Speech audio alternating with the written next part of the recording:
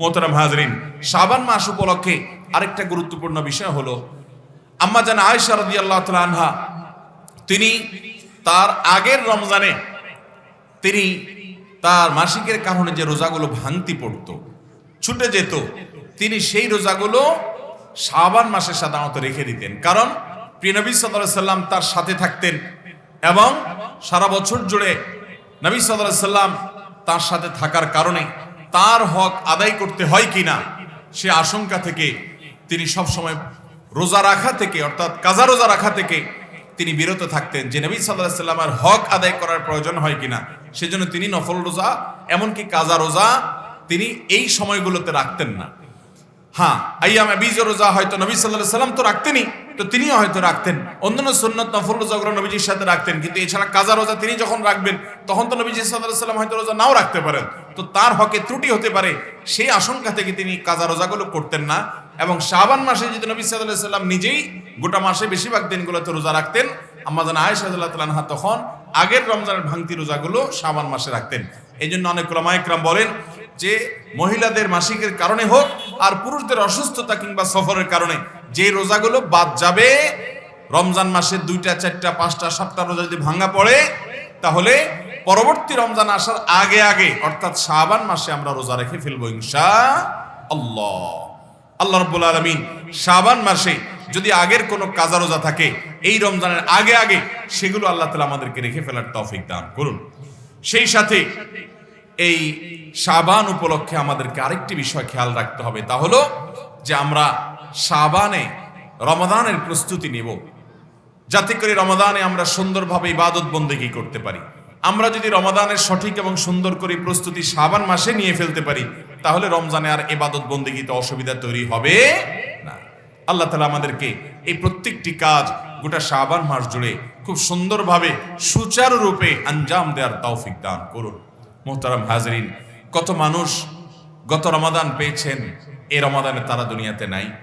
আমার আব্বাজান রহমতুল্লাহ আলাইহি এই মাঠের মাহফিলে, প্রথম মাহফিলে তিনি আমার সাথে এসেছিলেন এবং গত রমাদানে তিনি দুনিয়াতে বেঁচে ছিলেন। ক্যান্সারে আক্রান্ত এই অবস্থায়ও তিনি মসজিদে রমজানের শেষ দশকে ইতিকাফ করেছেন, ইবাদত বন্দেগী করেছেন।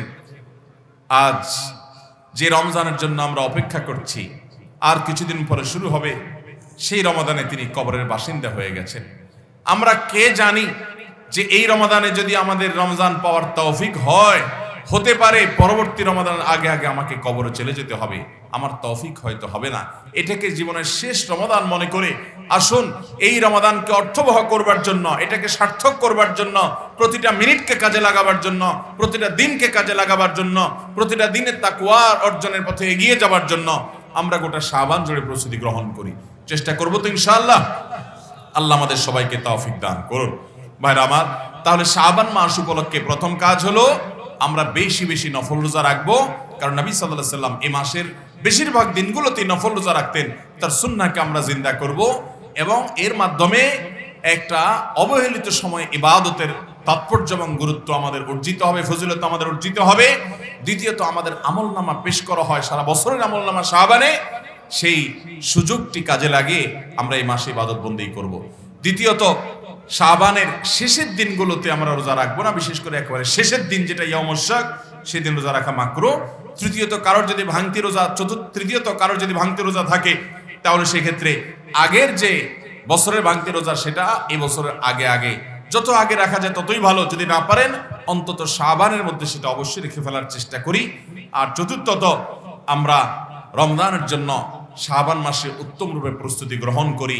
এর ওসামা ইবনে যায়েদ রাদিয়াল্লাহু তাআলা আনহু নবী করিম সাল্লাল্লাহু আলাইহি সাল্লামের অত্যন্ত আদরের, অত্যন্ত স্নেহের একজন বয়সে ছোট সাহাবী ছিলেন। ওসামা ইবনে যায়েদ রাদিয়াল্লাহু তাআলা আনহু বলেন, সাআলতু রাসূলুল্লাহি সাল্লাল্লাহু আলাইহি ওয়াসাল্লাম, আমি নবী সাল্লাল্লাহু আলাইহি সাল্লামকে জিজ্ঞাসা করলাম, ইয়া রাসূলুল্লাহ, লাম আরাকা তাসুমু শাহরাম মিনাশ শুহুরি মা তাসুমু শাবান, আপনাকে অন্য কোনো মাসে আমি এত বেশি নফল রোজা রাখতে দেখি না যত বেশি নফল রোজা আপনি শাবান মাসে রাখেন, এর কারণটা কি? তখন নবী করিম সাল্লাল্লাহু আলাইহি সাল্লাম বলেছেন, যাকা শাহরুন ইয়াগফুলুন নাসু বাইনা রাজাব ওয়া রমাদান ওয়া হুয়া শাহরুন তুরফাউ ফীহিল আমালু ইলা রাব্বিল আলামিন ফাউহিব্বু আন ইউরফা আমালি ওয়া আনা সাইম। অর্থাৎ দুটি কারণে এই মাসে আমি বেশি নফল রোজা রাখি। তার একটি হলো সম্মানিত 4টি মাসের একটি হলো রজব, আবার রমাদান হলো বছরের সবচেয়ে শ্রেষ্ঠ মাস। তো শাবানের একদিকে আছে বছরের শ্রেষ্ঠ মাস, আর অপর দিকে আছে সম্মানিত 4 মাসের এক মাস। সম্মানিত মাস হওয়ার কারণে রজবের প্রতি ইমানদারদের বিশেষ গুরুত্ব থাকে, খেয়াল থাকে, যত্ন থাকে। সেই মাসটিকে গুনাহমুক্তভাবে কাটাবার চেষ্টা ইমানদার করে, কারণ আল্লাহ কোরআনে বলেছেন ফালা তাজলিমু ফিহিন্না আনফুসাকুম, সম্মানিত মাসগুলোতে নিজের প্রতি নিজের অবিচার করবে না। তো রজব মাসের প্রতি মানুষের বিশেষ কেয়ার এবং যত্ন নেয় ইমানদাররা। আবার রমাদান মাস তো বছরের শ্রেষ্ঠ মাস, আমলের মাস, আমলের ভরা বসন্ত, অতএব ওই মাসে তো মানুষ সাধ্য অনুযায়ী ইবাদত নেকামল করার চেষ্টা করেই। দুটি গুরুত্বপূর্ণ মাসের মধ্যবর্তী এই মাসটিতে মানুষ সাধারণত গাফেল থাকে, অর্থাৎ বিশেষ কোনো যত্ন অনেকে নেয় না, কারণ এটা না সম্মানিত মাস, না এটা সাইয়্যিদুশ শুহুর রমজান মাস। তো এই জন্য এই সময়টাতে আমি বিশেষভাবে ইবাদত বন্দেগীতে মগ্ন হই, বিশেষ করে নফল রোজাতে। কারণ যেই সময়টাতে কেউ ইবাদত বন্দেগী করে না, অবহেলা করে, উদাসীন থাকে, সেই সময়টাতে ইবাদতের গুরুত্ব, তাৎপর্য, ফজিলত অন্য সাধারণ সময় যখন সবাই করে তার চাইতে কোনো কোনো দিক থেকে অনেক বেশি। এই জন্য এই টাইমটাতে আমি নফল রোজা বেশি রাখার চেষ্টা করি। এ হাদিসের আলোকে আমরা এই কথাও জানতে পারলাম যে আমলটা মানুষ সাধারণত করে না, ওই আমলটা যদি আপনি করেন, যে সময়টাতে মানুষ ইবাদত বন্দেগীর ব্যাপারে তেমন মনোযোগ দেয় না, সে আমলটাতে, সেই সময়টাতে যদি আপনি ইবাদত বন্দেগীতে মনোযোগ দেন, তখন তার বিশেষ তাৎপর্য আছে, বিশেষ গুরুত্ব আছে, বিশেষ মর্যাদা আছে।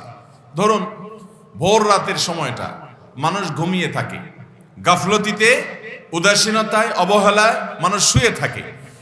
ওই সময়টাতে যদি কেউ উঠে তাহাজ্জুদের নামাজ পড়ে, আল্লাহর কাছে দোয়া করে, রোনাজারি করে, ইবাদত বন্দেগী করে, জিকির আজকার করে, কোরআনে কারীমের তিলাওয়াত করে, তাহলে তার মর্যাদা আল্লাহ তাআলার কাছে অন্য অনেকের চাইতে বেশি হয়। কারণ সবাই যখন উদাস, তিনি তখন ইবাদত বন্দেগীতে মগ্ন এবং ইবাদত বন্দেগীর প্রতি আগ্রহী।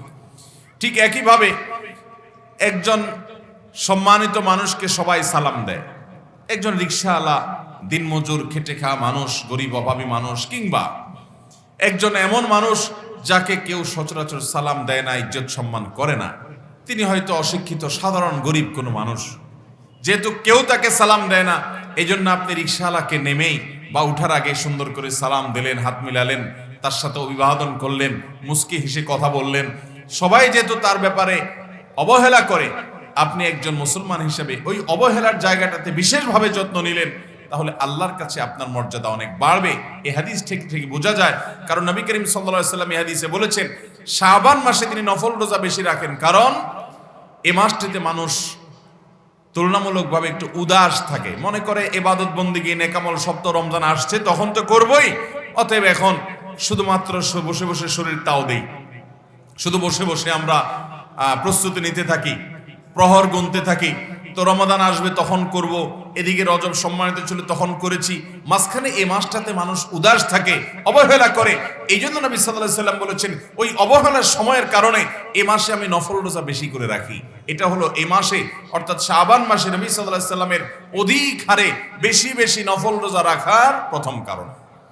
দ্বিতীয় কারণ সম্পর্কে নবী সাল্লাল্লাহু আলাইহি ওয়াসাল্লাম বলেছেন যে ওয়াহুয়া শাহরুন তুরফাউ ফীহিল আমালু ইলা রাব্বিল আলামিন, শাবান এমন একটি মাস যে মাসে বান্দার সারা বছরের আমলনামা আল্লাহর কাছে ফেরেশতারা পেশ করে থাকেন, নিবেদন করে থাকেন, উপস্থাপন করে থাকেন।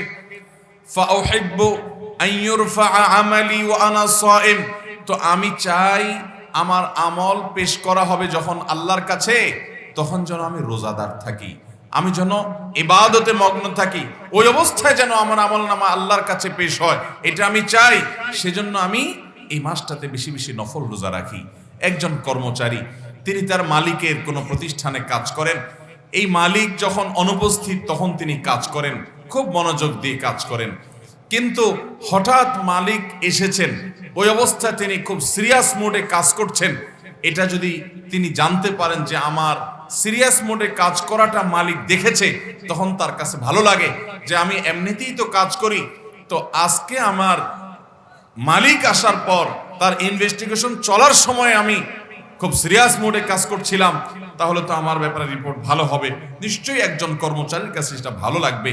ঠিক একইভাবে নবীজি সাল্লাল্লাহু আলাইহি সাল্লাম বলেছেন, সারা বছরে আমরা যত কাজ করি, ভালো হোক আর মন্দ হোক, আল্লাহর ফেরেশতারা সেটা আল্লাহর কাছে নিবেদন করে থাকেন শাবান মাসে।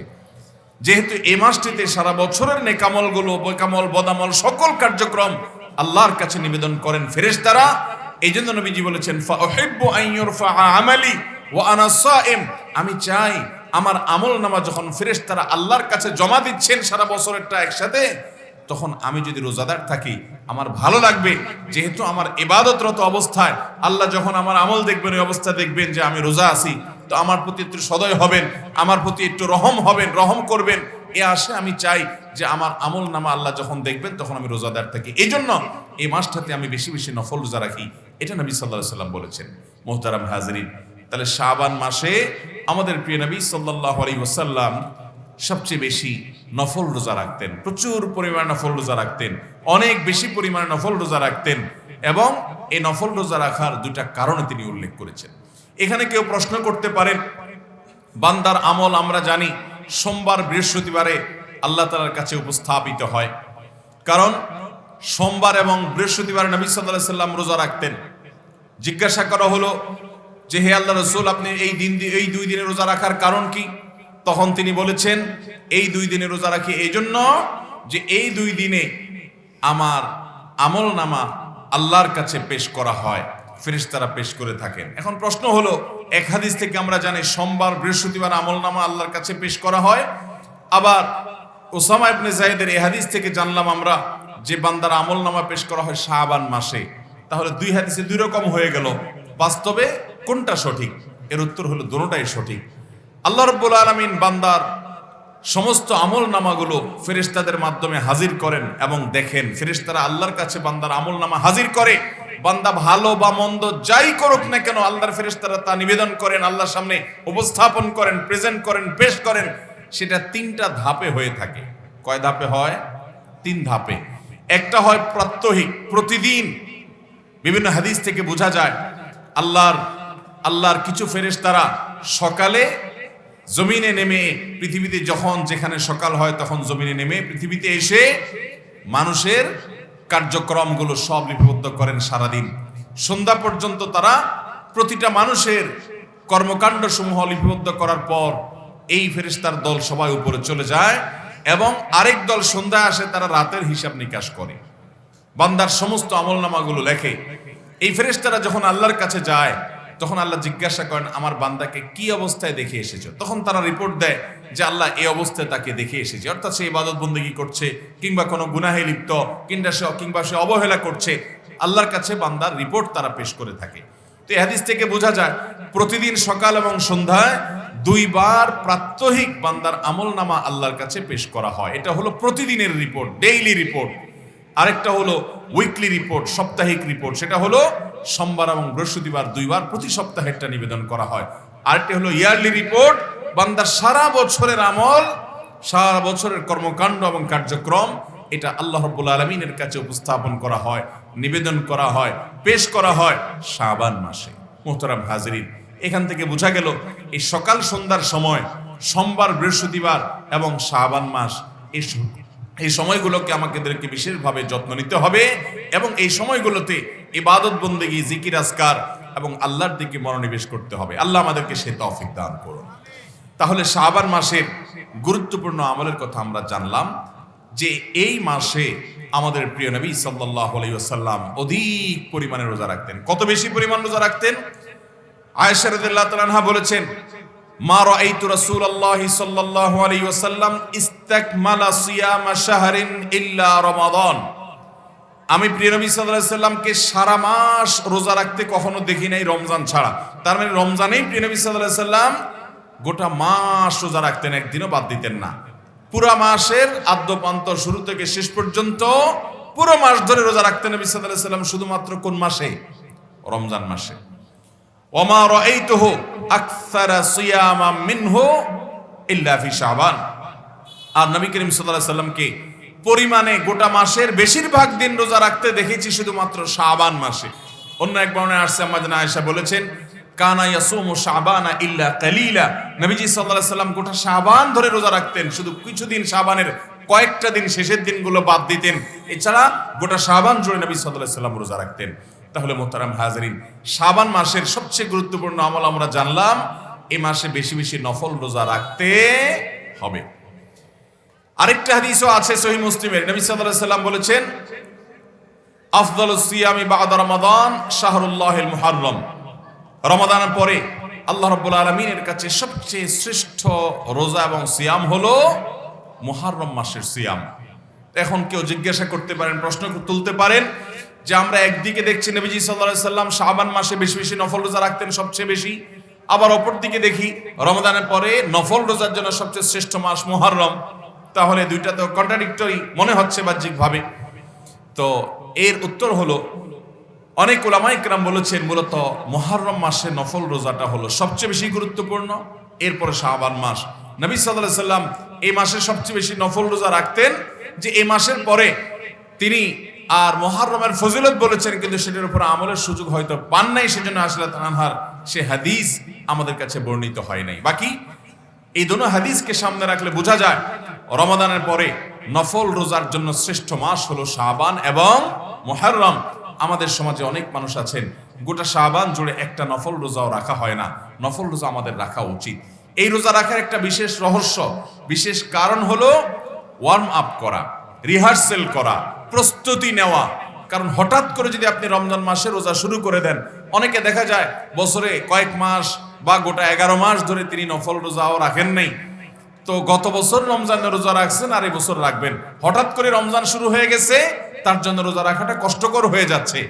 তো এরকম অসুস্থ হয়ে যায় অনেকে, সেটা যেন না হয় এই জন্য হয়তো নবী সাল্লাল্লাহু আলাইহি ওয়াসাল্লাম শাবান মাসে রোজা রাখার অভ্যাস গড়ে তোলার জন্য আমাদেরকে উৎসাহ দিয়েছেন।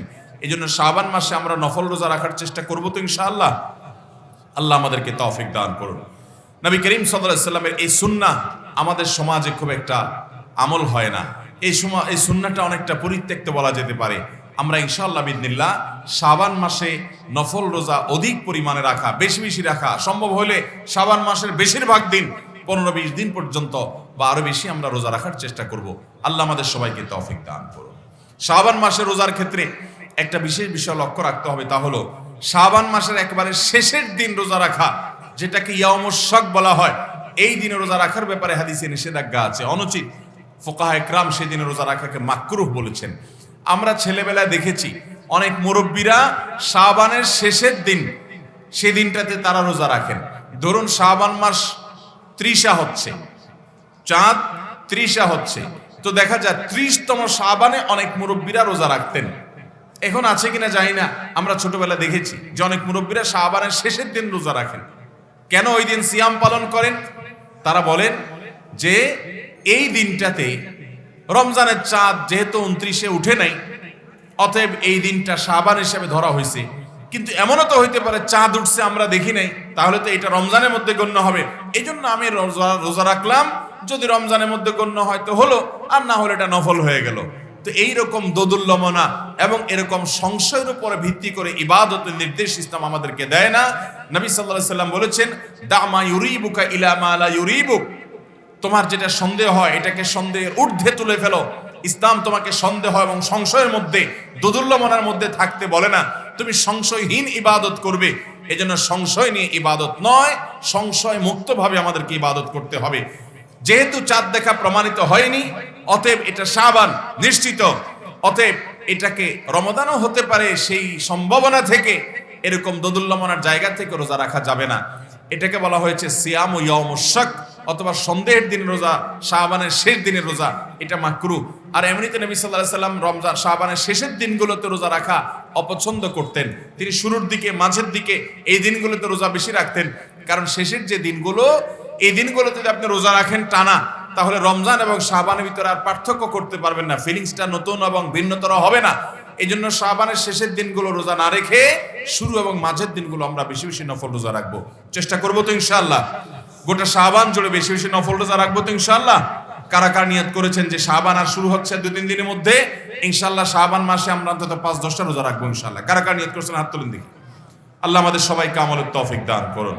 মোহতারাম হাজরিন, শাবান মাস উপলক্ষে আরেকটা গুরুত্বপূর্ণ বিষয় হলো আম্মা জান আয়েশা রাদিয়াল্লাহু তাআলা আনহা, তিনি তার আগের রমজানে তিনি তার মাসিকের কারণে যে রোজাগুলো ভাঙতি পড়তো, ছুটে যেত, তিনি সেই রোজাগুলো শাবান মাসে সাধারণত রেখে দিতেন। কারণ প্রিয় নবী সাল্লাল্লাহু আলাইহি সাল্লাম তার সাথে থাকতেন এবং সারা বছর জুড়ে নবী সাল্লাল্লাহু আলাইহি সাল্লাম তার সাথে থাকার কারণে তার হক আদায় করতে হয় কিনা সে আশঙ্কা থেকে তিনি সব সময় রোজা রাখা থেকে, অর্থাৎ কাজা রোজা রাখা থেকে তিনি বিরত থাকতেন, যে নবী সাল্লাল্লাহু আলাইহি সাল্লামের হক আদায় করার প্রয়োজন হয় কিনা।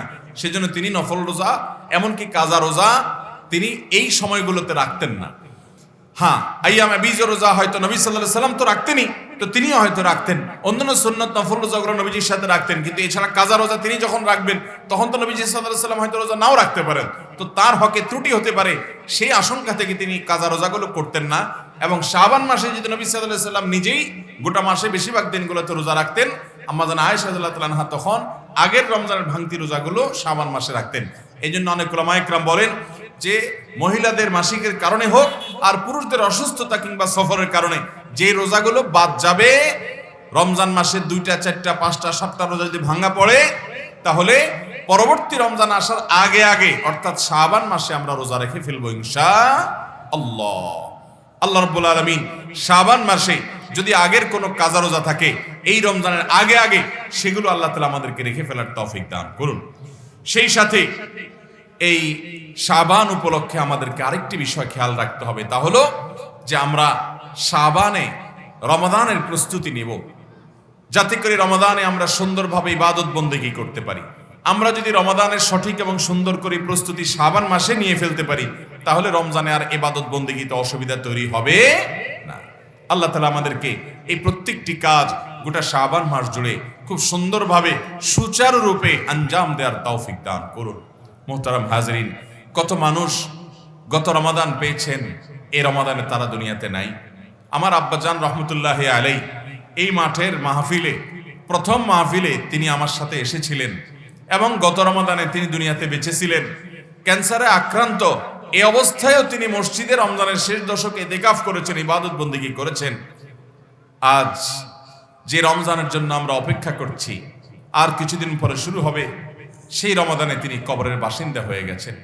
আমরা কে জানি যে এই রমাদানে যদি আমাদের রমজান পাওয়ার তৌফিক হয়, হতে পারে পরবর্তী রমাদানের আগে আগে আমাকে কবরে চলে যেতে হবে, আমার তৌফিক হয়তো হবে না। এটাকে জীবনের শেষ রমাদান মনে করে আসুন এই রমাদানকে অর্থবহ করবার জন্য, এটাকে সার্থক করবার জন্য, প্রতিটা মিনিটকে কাজে লাগাবার জন্য, প্রতিটা দিনকে কাজে লাগাবার জন্য, প্রতিটা দিনের তাকওয়া অর্জনের পথে এগিয়ে যাবার জন্য আমরা গোটা শাবান জুড়ে প্রস্তুতি গ্রহণ করি। চেষ্টা করবো তো ইনশাআল্লাহ। আল্লাহ আমাদের সবাইকে তৌফিক দান করুন। ভাইরা আমার, তাহলে শাবান মাস উপলক্ষে প্রথম কাজ হলো আমরা বেশি বেশি নফল রোজা রাখবো, কারণ নবী সাল্লাল্লাহু আলাইহি সাল্লাম এই মাসের বেশিরভাগ দিনগুলোতে নফল রোজা রাখতেন। তার সুন্নাহকে আমরা জিন্দা করব এবং এর মাধ্যমে একটা অবহেলিত সময় ইবাদতের তাৎপর্য এবং গুরুত্ব আমাদের অর্জিত হবে, ফজিলত আমাদের অর্জিত হবে। দ্বিতীয়ত, আমাদের আমলনামা পেশ করা হয় সারা বছরের আমলনামা শাবানে, সেই সুযোগটি কাজে লাগিয়ে আমরা এই মাসে ইবাদত বন্দেগী করব। দ্বিতীয়ত, শাবানের শেষের দিনগুলোতে আমরা রোজা রাখবো না, বিশেষ করে একেবারে শেষের দিন যেটা ইয়াউমুশ শাক, সেদিন রোজা রাখা মাকরুহ। তৃতীয়ত, কারোর যদি ভাঙতি রোজা থাকে, তাহলে সেক্ষেত্রে আগের যে বছরের ভাঙতি রোজা সেটা এই বছরের আগে আগে, যত আগে রাখা যায় ততই ভালো। যদি না পারেন অন্তত শাবানের মধ্যে সেটা অবশ্যই রেখে ফেলার চেষ্টা করি। আর চতুর্থত, আমরা রমজানের জন্য শাবান মাসে উত্তম রূপে প্রস্তুতি গ্রহণ করি।